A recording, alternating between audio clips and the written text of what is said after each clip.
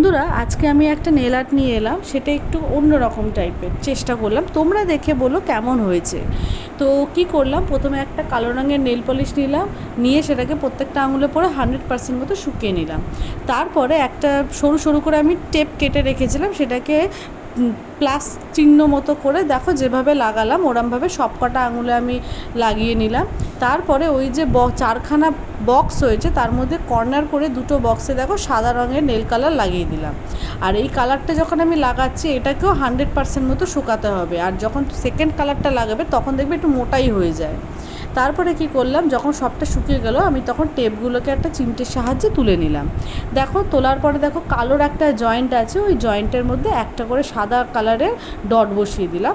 আর সব শেষে যেমন আমি বলে থাকি যে টপ কোট মাস্ট, সেরকম টপ কোট দিয়ে আমাদের নেল আর্টটা কমপ্লিট করে নিলাম। তোমরা দেখে বলো কেমন হয়েছে কমেন্টে। Thank you.